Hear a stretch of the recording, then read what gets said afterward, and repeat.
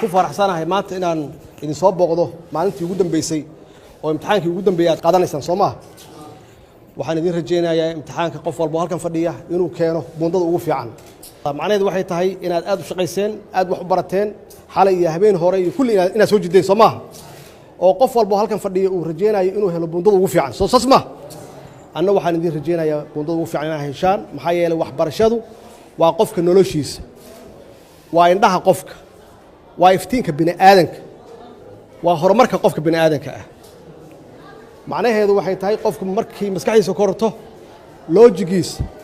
iyo macquuliyadiisa waa fiicanta qofka haddii wax loo sheego markiiba wuxuu sameynayaa xisaabtan wuxuu leeyahay waxaani wax dhab ah miyaa mise waa wax khaldan waa fahamteen Soomaa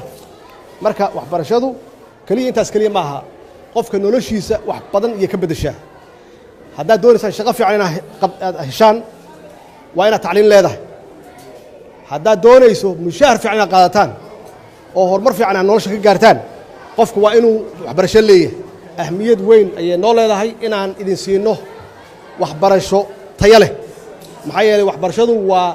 waxa weeye waa aasaaska qofka bini aadanka ah marka hooyo walbaba iyo aabbo walbaba inaysan marna ka walwalin waxbarashada carruurtooda إن شاء الله دو الله يراهدو قفل باو صومالي أو دنيارا أو محنكو راهدا دادينا وكلاه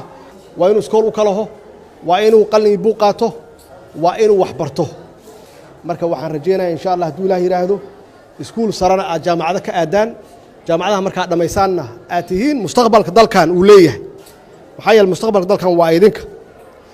شقوي وناكسن قفكي دولة وشقية قفكي برايفت وشقية قفل بإنه وليه دور عيمن أو وناكسن ونولش شعبك نولش دلك إيه هرمرك دلك وحقوق كرناي وحنا بلنا إن الدلاليسان